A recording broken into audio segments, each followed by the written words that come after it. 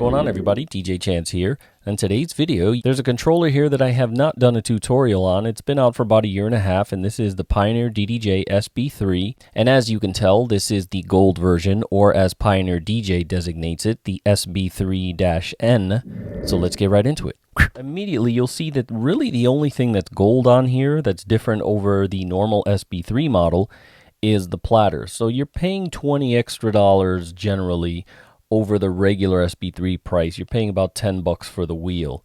Well, let's say you're paying about $8 per wheel, and you're paying $4 for the gold colored graphics they have on here. To me, they look more like a beigeish color, like a brushed gold, but it's very light, and it's kind of off-putting to me because I feel like they should have done more of a gold graphic or put some more gold things on here. Gold buttons would have been really nice, but that probably saved Pioneer, 84 cents a controller to not put gold buttons. But I think it would have made it stand out a little bit more. Because if you look at Pioneer's other limited or N version models of, say, the SRT 1000 or the SZ2 or the SX2 or SX1, I mean, they were covered in gold.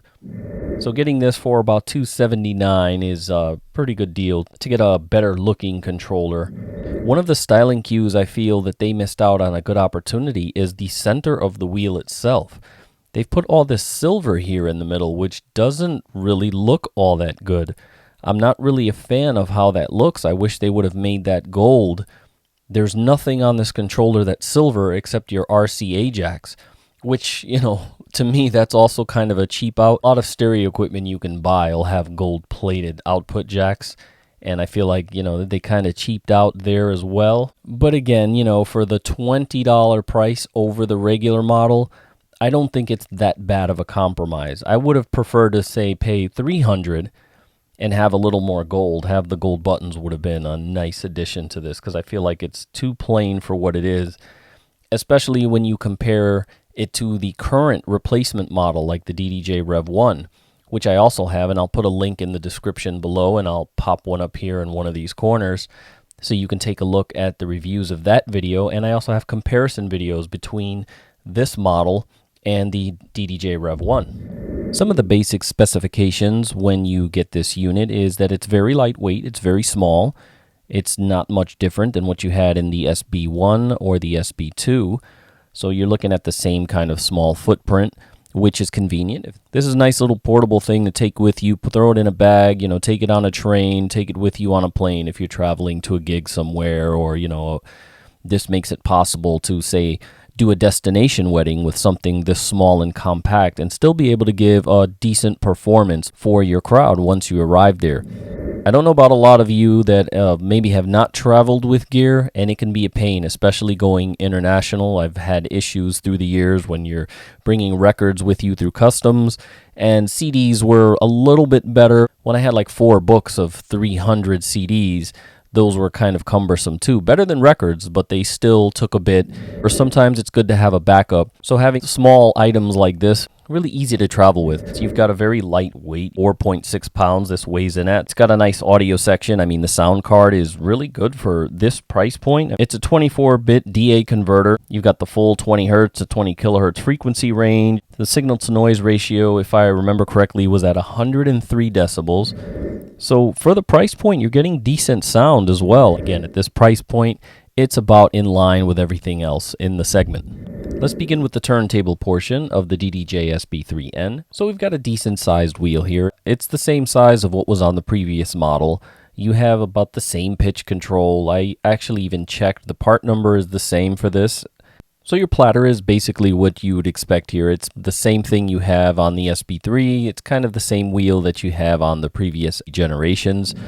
Up on the top here, you have your FX section. You have your level control right here, and you've got your 3 layered effects that you can use here. And when you hold down Shift, you can actually select from a drop-down menu that'll appear in the Serato DJ Pro software, where you can pick right from the controller which effect you want to use, and then you can use the beat buttons to adjust how the effect is going to work. Is it going to be a 1-beat effect? Is it going to be a 4-beat effect? You can adjust that here nice and neat.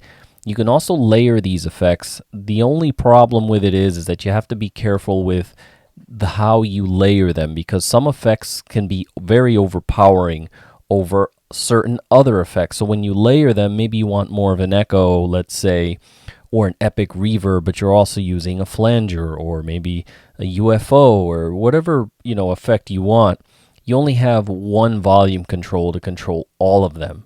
So you have to pick and choose which effect you want to use. This isn't really great for a lot of effects layered on top of each other. I've tried a lot of combinations. For the most part, there's only one or two effects I'll really use together because of that volume issue. But again, for what you're paying for this one, to have a control over that volume and have the ability to choose 3 different effects is nice to have in this price point. I'll show you like an effect here. Let's play something. All right, so you have kind of like one of the go-to hip-hop scratch beats, the Honey Drippers. Let's see, my very first effect on button 1 is going to be an echo effect, just so I can show you the ability of it in this video. Turn the volume down.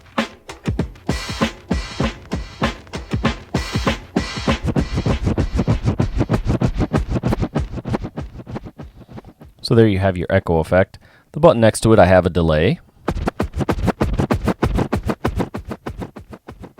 There is a slight difference. I've had people actually tell me what's the difference with the echo and the delay. There is a difference. You have to listen for it, but just for the purposes of this video, I just wanted to get through it quickly.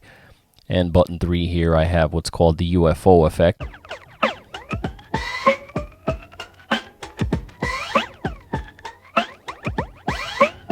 Now I'll layer the effects and you can hear what they sound like. I'm going to layer my button 2, which I chose delay, and number 3 is the UFO.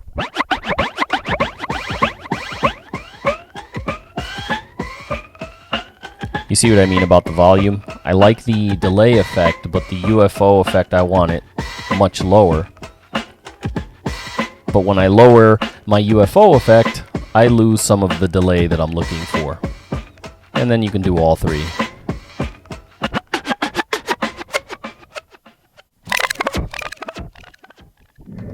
And then when you hold on the shift button, you're going to be able to select. You'll get a drop-down menu on the screen here. And then I would pick, do I want it to be a half beat? And it'll go all the way down to a 1/16 of a beat if that's what you're looking for their particular effect.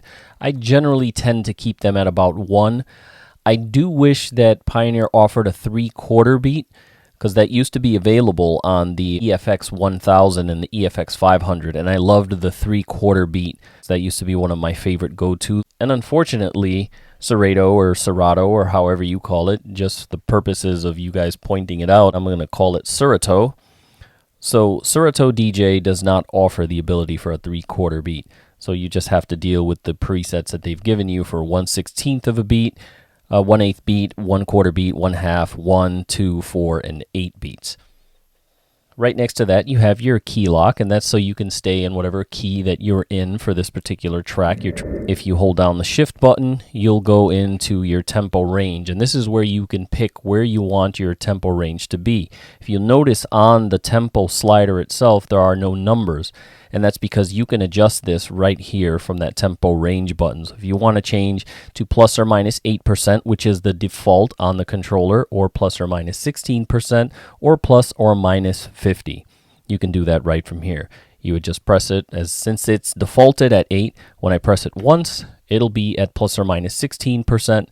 When I press it again, it will be at plus or minus 50%. I press it the third time, and it'll go back to plus or minus 8. Now the tempo control is a short throw tempo control. You have a pretty precise pitch fader for the size of what this is. The wheel has nice little cutouts. I mean, the height of this wheel was never really an issue for me. The nudge wheel on the side has nice little cutouts there for your fingers. They fit my fingertips really nice. The only thing I really noticed in here, which you may not be able to tell in this camera, is that the color differences between the gold. They use this kind of brushed colored gold. And then on the surface, because it's touch capacitive, so it's going to be shinier, right? They made it a different color gold. It's just one of those things that kind of irks me. I guess I'm more OCD about it, but most people don't really notice it until I point it out. And it's kind of like, your nose is always in your vision. You don't notice it, but now that I've pointed it out, you're always going to notice that your nose is always in your vision. So it's just one of those things. that you're always going to see now. So I apologize in advance. And then this middle part that's silver, as I mentioned earlier in the video, is just stupid to me. It looks kind of like something that would belong to the Empire. I'm not really a fan of the silver color. And those little lines are pointless because this does not light up, so they're there purely for show. So they could have done something else with this. I'm a big fan of the Numark Mixtrack Platinum effects because of what they did with the center of the wheels. They put a screen there. And it's the same price as this. Actually, that Mixtrack Platinum effects is $249 here in the US. And this gold version of the SB3 was $279, but I have no screens or information.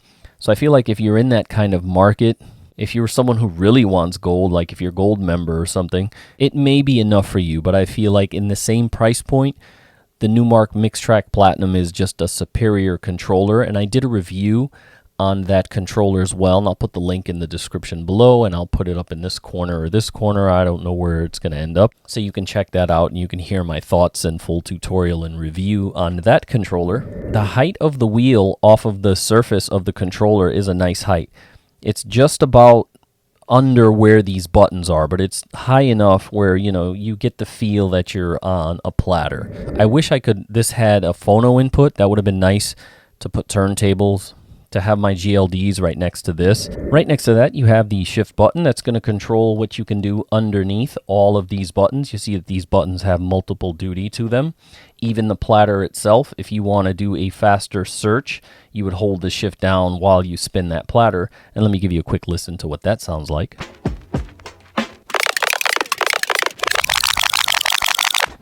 So you see that it can go through a huge portion of the track. It's kind of like a fast forward function.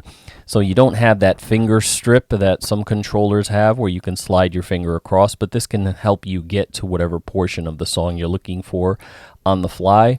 It's never really been useful for me because I have my hotkeys, so I can just get to whatever point I'm looking for.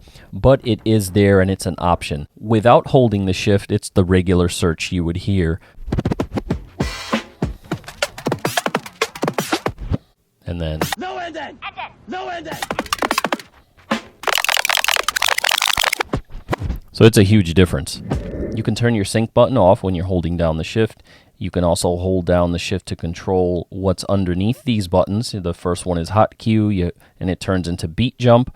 And you have FX fade and then roll if you hold the shift down. All of these beige brushed gold colored graphics, those are the things you can access while holding down the shift button. And if you just want to turn off the vinyl mode and not do scratching, and you're someone who's just going to use the wheel to nudge for better mixing capability, just touch the vinyl button. And they're pretty brightly backlit too, I have to say, about these buttons. The pads, not so much. You can see here on the screen a little bit that these buttons that are hard plastic, they have a little more luminosity to them than the actual, like, Akai MPC buttons have. They're a little dimmer than what I'd like, and I wish they were RGB controllable, or kind of like the DDJ Rev 1, you know, they have the gold color, so the buttons light up in a nice amber. And over here you have the play and pause and your cue button there. Now they're the same thing as all of the other SB models. They're that textured metallic. They're a lot smaller, of course. They feel solid. I really wish they would have made them gold. It would have made this look so much better. Underneath that vinyl mode area, you have the auto loop section. Underneath that, you have your reloop and exit. So if you're in a loop, if I want to escape from that loop, I would just press the auto loop button, and now we're no longer there. If I want to go back to that loop at any point of the song, I would just hold down shift and hit the auto loop. And see, I'm back there. Even though that was offbeat as hell, we're going to avoid that topic altogether in the comments section.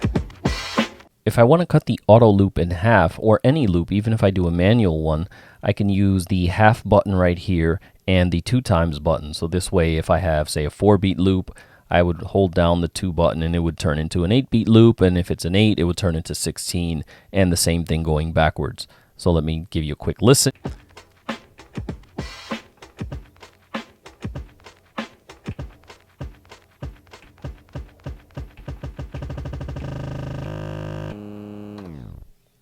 So you can cut that all the way down to 1/32 of a beat. So you got a lot of control there as far as that. You can also set your own manual loops, and you would do that holding down the shift. I'm just going to do a random manual loop. So you would hold down shift and hit your in button. And now with the wheel, you can adjust the in point of that loop. You can hear it.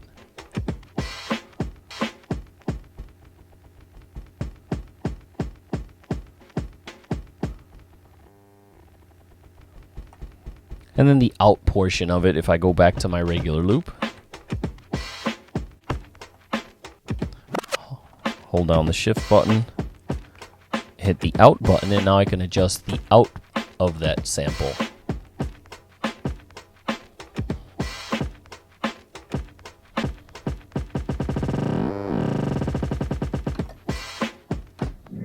And coming up next, we have the performance pad section here. Now, the performance pads added some new things over the outgoing SB2 model. You have your pretty basic standard hot cue area there. You've got these effects fades, which are really nice. Now let's take a listen to what those sound like. The hot cues are pretty much the standard. That's you, that's you, that's you, that's you, that's... So let's do the effects fade on there. I really like how the way this sounds. I'm actually going to switch out the track and use the DDJ SB3 sample sound. One. You got your low cut filter on the first. You got a high cut filter right here. Let's take a listen to our third button.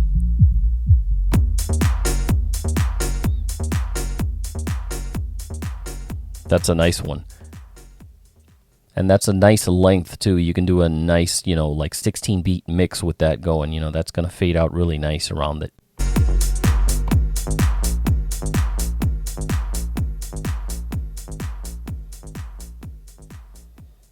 They give you a nice 16 beat echo fade out there, and I really like that because that's about the length you need for a nice quick mix.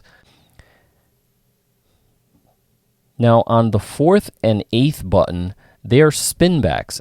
The spin back is nice. It actually gives you a 4-beat spin back. Let's take a listen again. 1, 2, 3, 4. Now the spin back underneath button number 8 is a little different. 1, 2, 3, 4. It's kind of like a higher pitch spin back. Take a listen again. We're going to do button 4 spin back. And number 8. It sounds like it goes further back in the song. It takes up, it's like double the length, but it's still a 4-beat spin back. So that's pretty cool. I like that they were able to time that. All right, so once again, we have the filter fade 1. That's your low cut filter fade 1. Filter fade 2. You have filter fade 3 on the second button.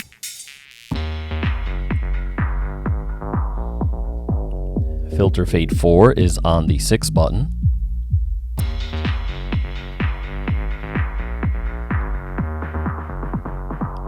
And my favorites are the loop fade 1, which is button number 3.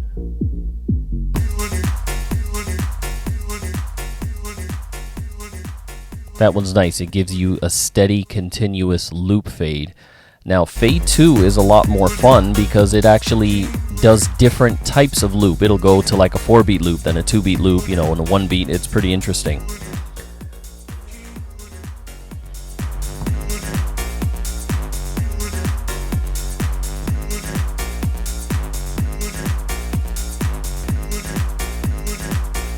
Loop fade 2.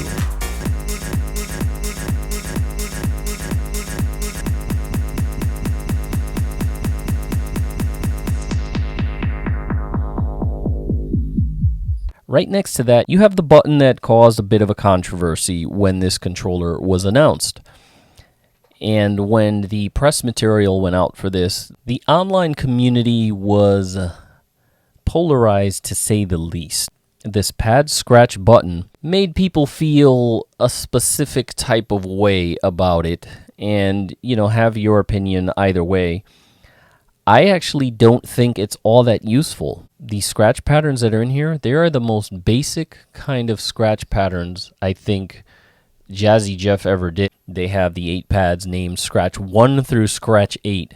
So, you know, a lot of thought was put into the naming of these. We're going to do Scratch 1. So, yeah, that's going to impress everyone. And then pad scratch 2.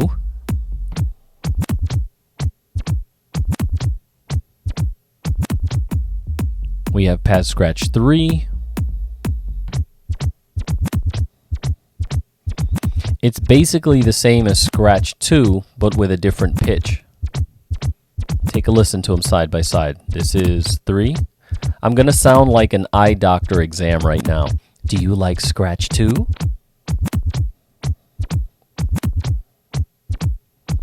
Or do you like scratch 3? 2, 3. Now you have scratch 4.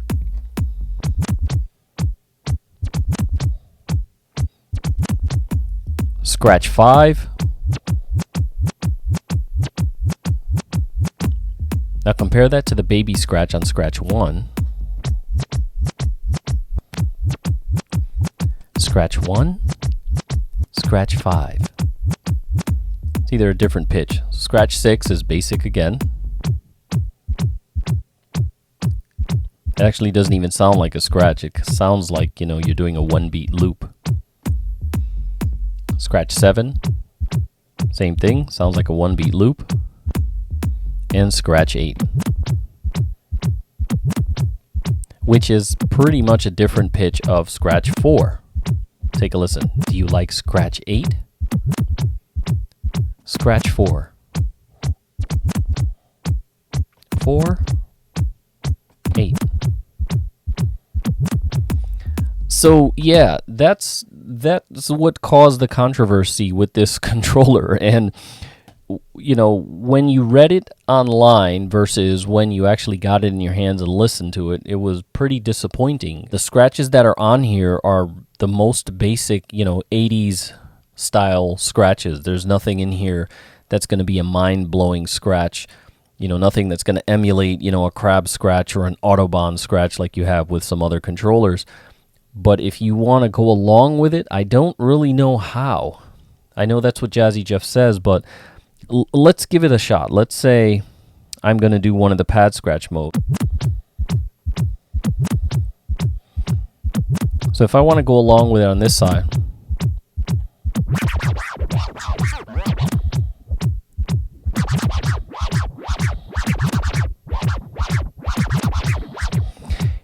can you hear what the problem is there? A couple of these scratches actually have fader movement.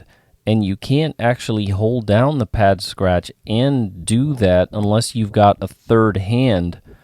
So I'm not exactly sure how you're going to go along with that scratch, because it's not like I can loop the scratch. So if I wanted to say loop it, that would make more sense that you can go along with it. But as it stands the way it is, you would have to actually memorize what it sounds like and then try to do it on this side and then listen to the scratch again. So it makes it a little more difficult if you're trying to learn a scratch. There are easier ways to learn a scratch. There's thousands, you know, of YouTube videos that you can watch that will show you the basics and advanced scratches, and I think they're more useful than what's in here. I think it was more of a marketing ploy to get Jazzy Jeff to come on board and kind of give it his blessing and, you know, let the world know that, you know, one of the world's foremost scratch DJs is kind of co-signing this controller. There were a lot of vinyl purist DJs that did not like this at all. I didn't really care either way. I mean, listen, if someone's going to come along and throw some money at you to give up some of your ideals when it's something kind of like that, scratching, I mean, the technology has advanced so much in DJing anyway, controllers are pretty much par for the course. So to have a scratch built into the controller, is it cheating? I mean, with the more advanced scratches and effects that or fader cuts that are available on newer controllers, It can be, because you can do some pretty impressive things on some newer controllers that you just are impossible. They're just impossible to do. Like, you know, with the FLX4 now, it has the ability to like do a filter cut and a bass cut while the fader's moving, and it's transitioning for you so you don't have to move the pitch. I mean, that's an advancement that's impressive on its own, to be able to write that code and make that happen. And purists will be, you know, mad at it, but anyone that's a purist of anything is a purist for that form of whatever it is, and they don't want to advance to the next stage, whatever that may be. That's why you're called a purist. You're purely into whatever it is you're into, and anything that deviates from that track, you're not a fan of. So that's basically what has happened there. I don't mind the technology advancing. Anything that helps you give a better performance to your clients, I think, is a plus. Because let's be honest, not a lot of people are coming out for any specific DJs anymore, unless they're going to, say, a festival or something. And even then, there are a lot of times where they're going for the multitude of DJs or for the experience of the festival and not any particular DJ. Do they like to see their favorites? Sure. But there's not that many people as it used to be that go for any specific DJs. You do find some that'll be like, oh, I'm going for such and such is going to be at this or this. You know, there's 40 DJs. Very few people are going just for the one or for the two. They may want to experience the one or two headliners that are there, but as a whole, they're just going for the vibe. You know, like everyone says, everyone's looking for a vibe. You know, they're not going for any specific talented DJ, because the talent now can be computerized. Right next to that, you have your sampler section, but because I'm using the Serato 3.0 beta, I'm not saying Serato, I'm not saying Serato, because you guys make fun of me in the comment section and the way I say it. I'm not Mojax.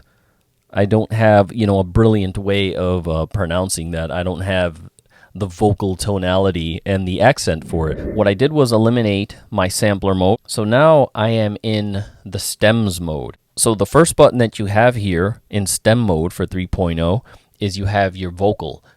And the second button is going to be your melody. Your third button will be your bass. And your fourth button will be your drums.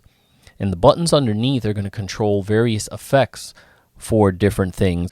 So underneath the vocal, you're going to have a vocal echo. Underneath the melody, you'll have an instrumental echo. And underneath the bass, you're going to have an instrumental breaker, which is really cool. And then you're going to have underneath the drums, you're going to have the drums echo out. And these are all fantastic, and they're on the fly. And let's take a listen. We're going to take out the vocal of this track. Let me get their pitches in sync here. One of them is 105. So this one's 103. Let's get that one up to 105. And now let's go into that stems mode. I'm going to take out the instrumental on this side. And let's go back and let's take a listen.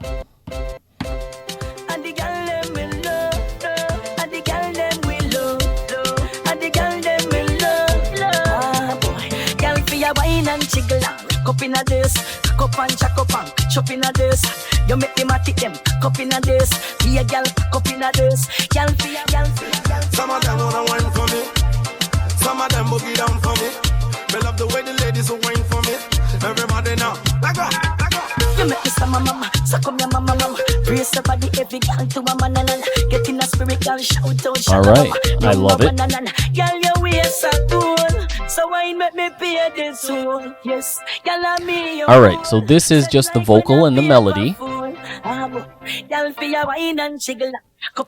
Now it's just the vocal.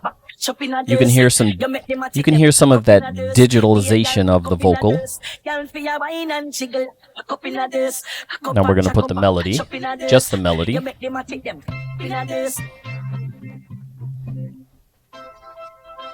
That's the melody. We're going to add the bass. So we have the bass and the melody. Let's do the drums. We're going to take out that melody. Now it's just bass and drums. Let's take out the bass.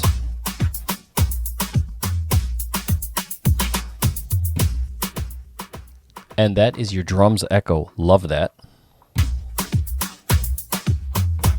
We're going to add the bass back. We're going to do the full track. So let's do the vocal echo. I mean, come on, that's just really cool.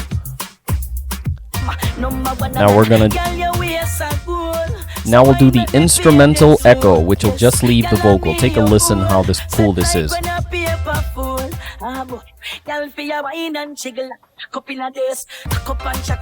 Now we've got the full track.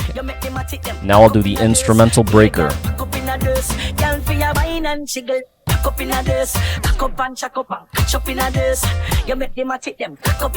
And now the drums echo.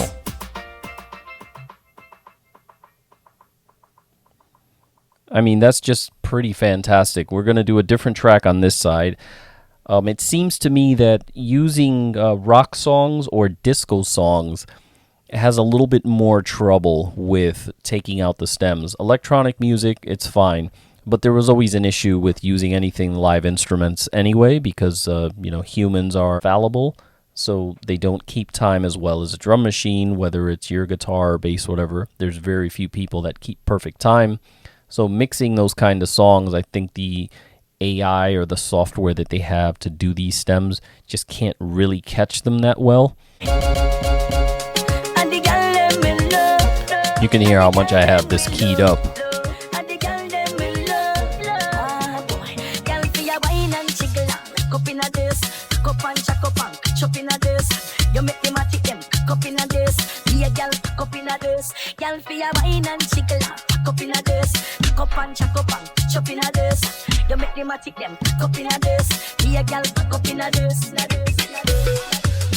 Everybody go.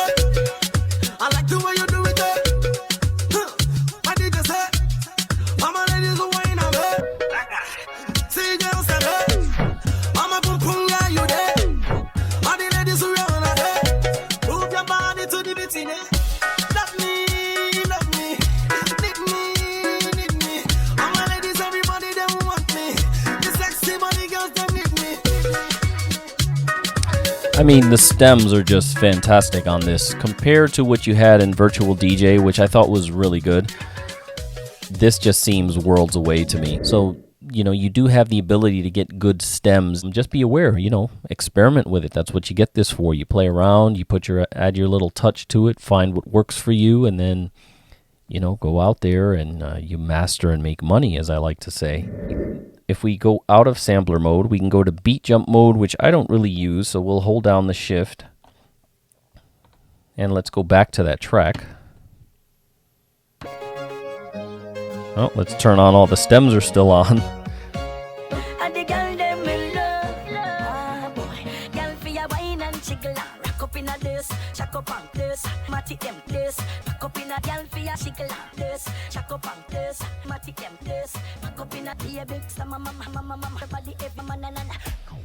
So that's your beat jump. You can just jump from whatever beat you have set in your Serato software. I have it jumping ahead a quarter of a beat, but I can set it to go ahead for, say, 1 beat.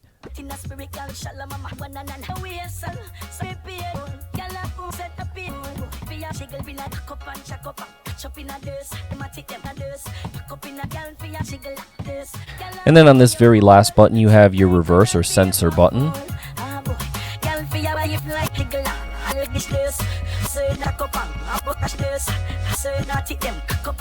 But the buttons next to it here, you have a rewind and a fast forward button. So rewind is... So if you don't want to use that shift and search, you can do it with the button. And then fast forward. And next to that, you have your roll feature, which I really like. I wish they would have kept that up on top, but you can only do so much with 4 buttons, but I used the roll a lot. I actually would prefer that I could put the roll where the pad scratch feature is, because I will never use the pad scratch feature other than this video. Never going to be useful for me, because I can actually do a scratch, so I'd rather just do the scratch. It's more fun for me, it's more engaging.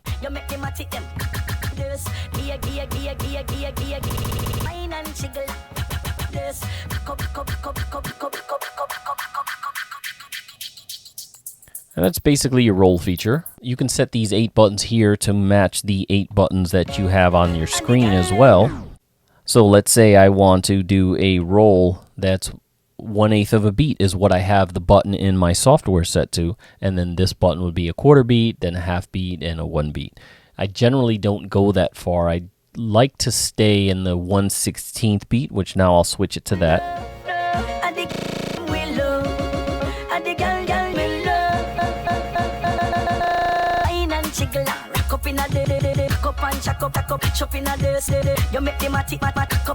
That is your roll.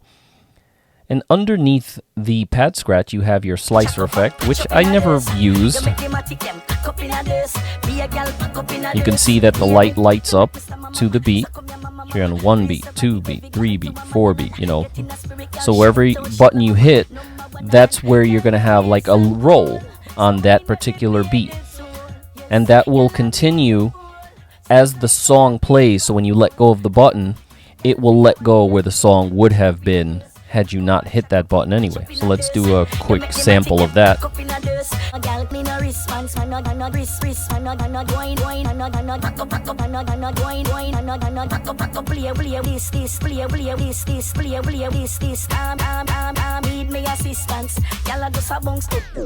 And that is your slicer mode. And then next to that, you have the transformer effect. So you would hold down Shift.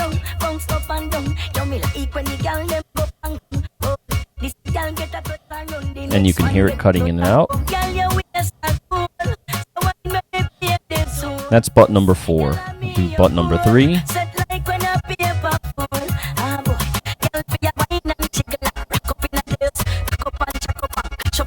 There's button number 2.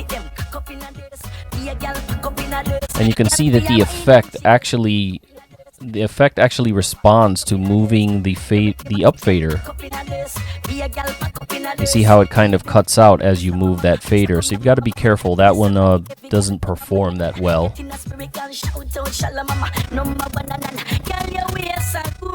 Button number 1 is so fast that it sounds like the end of an old CD. As you got to the end, it started to get to the scratches and stuff that you had, and that's what it sounds like to me. There's button 5.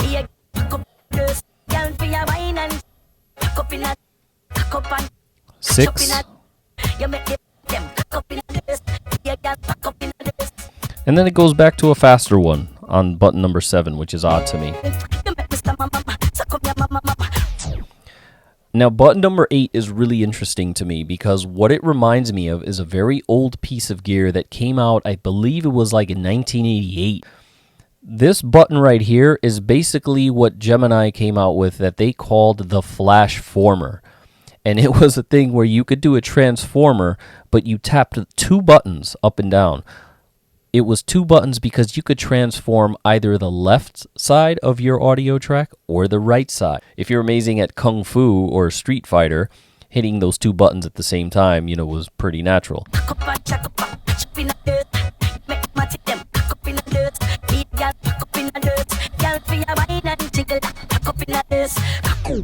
So that is it. That is your sampler, your transformer, your pad scratch, your slicer, your FX fade, your roll, your hot cue, your beat jump, your play, your pause, your cue, your sync, your shift, your vinyl slip, your auto loop, your reloop exit, your half, your double time, your in, your out, your rewind, your fast forward, your sensor, your button that does absolutely nothing, your FX, your FX2, your FX3, your FX level knob, your key lock, your tempo range, your pitch fader, and also you have 4-deck capability.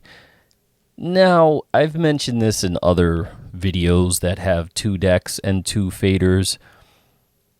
You know, this 4-deck thing seems to be more of a marketing ploy, kind of like that pad scratch.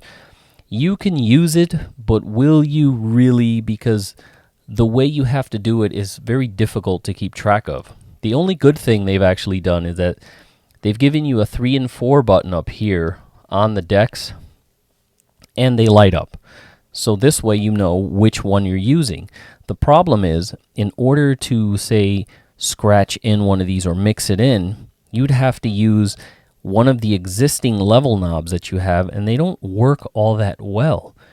You can't like program the fader to say work with just deck 3 and 4, and then the up and down could be 1 and 2. That would have been fantastic. That would have been a way to utilize 4 decks, but it's so difficult to do that you can easily lose track of what you're doing, especially probably in a live situation where there's a lot of people dancing, there's a lot of energy in the air, and you're trying to mix in a lot of things. You can easily screw up, or at least I have. You know, you can kind of lose track where you touch the wrong platter or the wrong volume knob because you're like, oh crap, I don't know which one I'm really on. Or you forgot to hit this, 3 button or 4 button. One thing I do like, there's a little detail about how they implemented the 3 and 4 button that I really like. I don't know if this was on purpose or was accidental, but I love it. It's kind of like a little Easter egg. The way they set up this button to look for decks 3 and 4 makes it look like it's the turntable section itself on the larger portion. If you take a look, you've got this gold or amber colored wheel up there, and then it's, a rectangle shape, and then the deck kind of reminds me of what these buttons down here look like. So I don't know if that was a purposeful design choice. If it was, bravo. I really enjoy those little attention to details like that they put in these pieces. Now, as I mentioned, the execution of 3 and 4 is what troubles me. Okay, now let's say I want to do one of my scratches on deck 3. So now I'll hit the 3 button. I'm going to put one of those scratch sounds to scratch in. So see, I'm on 3. See how I'm hitting the button? The fader's open, the volumes are up, but you hear nothing coming out. I actually have to move this Upfader. And if I try to do the Crossfader, it cuts out both tracks on that side.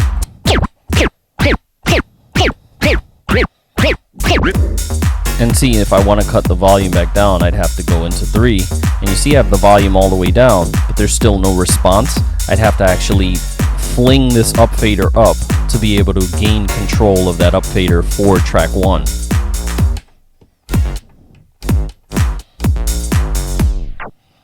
The other thing I noticed with this is the FX1 and FX2 that you have for these decks don't work in conjunction with decks 3 and 4. So be aware that that FX1 and FX2 correspond to which decks are actually going to have that effect. So you won't be able to get it on decks 3 and 4. Unless you actually go into 4-channel mode on your Serato DJ software and you trigger them from the software itself. You can't do it on the hardware. Alright, we're going to get into the mixer section finally. Now the mixer section, there's really nothing of note here. I mean, it's pretty cut and dry with what you get. It's pretty standard for the segment and pretty much for controllers in general. Up at the top here, you have your load buttons, which will load your tracks.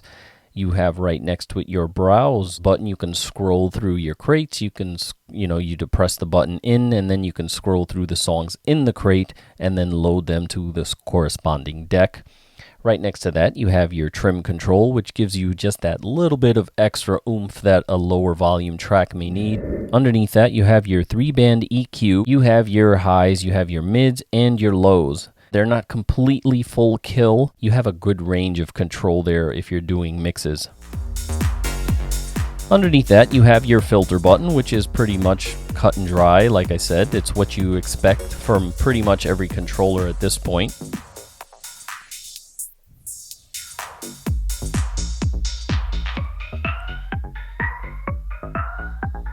In the middle section here, you see that you also have a back feature. Now what that is that, let's say if you're in the browse, you would hold down the shift button and you would press in the back button.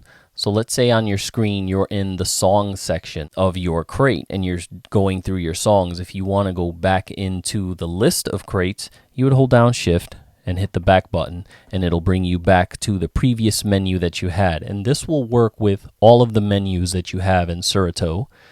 You have your files, your browse, your prepare, and your history, and you have your crates, and you have your song section. So this will go back through all of those till you get to the point that you're looking for. Underneath that, you have the Leroy button. That is the master level right there. Under that, you have your headphones button, which I'm very grateful that they have it on top. On the top? On the top.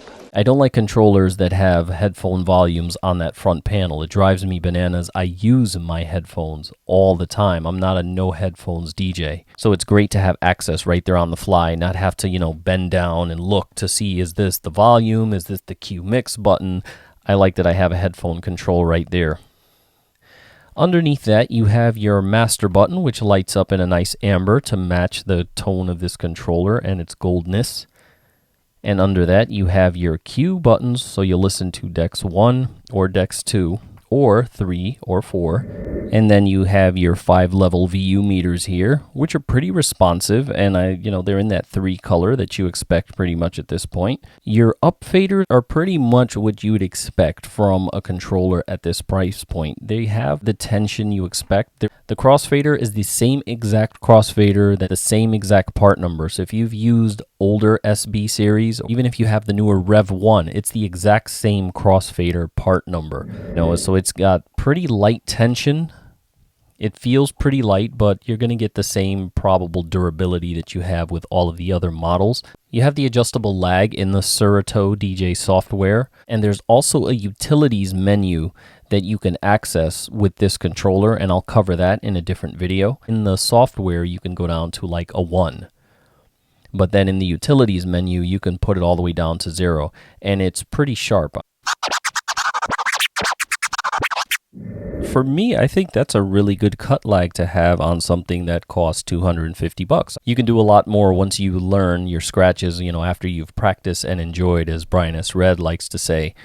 So you take a look at that back panel, and you have your microphone input there, and you have your level for that microphone right here in the back. I hate that. Absolutely can't stand it. I don't like that they put a microphone level control on the back of the controller where you've got to reach behind it. And then you have your RCA outputs there, and you have your USB out, and there you have your lock plug, which I've never seen anyone use. Not in the whole history of the whole history. Branding is back there, and quite a bit of dust as well. On the front panel, you have your branding, of course. You have these chamfered edges on the sides of this. And you have 1/8 inch headphone jack. That's it. That's all you get. On the sides of it, you also have the branding on both sides of the controller. And underneath, you also have handles to grab this easily when you have it like on a tabletop. While you have it there and you have those chamfered edges, you can reach underneath and you can grab it. And you can fling it across to that girl who absolutely has to hear that song because it's her girl's birthday and they're about to leave and you have to play it now.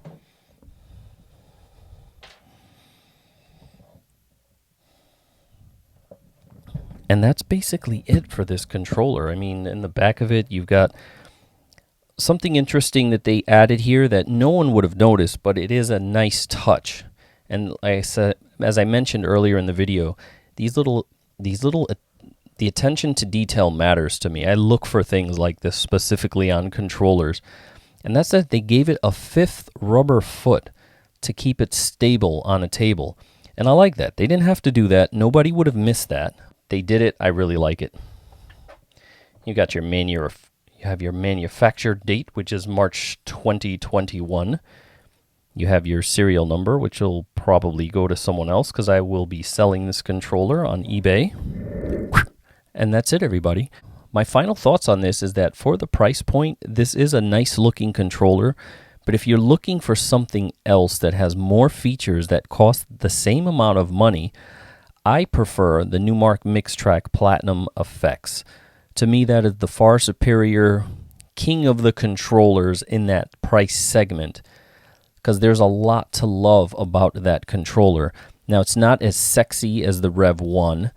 All the data on the screen is fantastic to have. I mean, to have that in the same price point as all these others, to me, blows the rest of these away because you no longer have to always look at a laptop. While you're looking down, mixing on the fly, you don't have to take your eyes off the wheel. To me, it's the same as having like a heads-up display in a car. You don't have to take your eyes off the road to see major functions of what you're doing as you're doing it.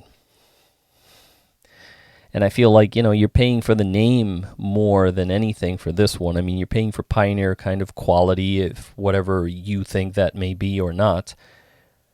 versus Newmark, but I think the Newmark offers a better value for the price point. You still get your 4-deck capabilities. You have a much bigger pitch fader to do better blends. You have the effects, toggle switches, and the stuff, you know, all the information on the center screen. And the wheels themselves feel better to me. They're a little weightier, but I feel like the scratching is a little more precise on this Pioneer. I feel like they have it dialed in right.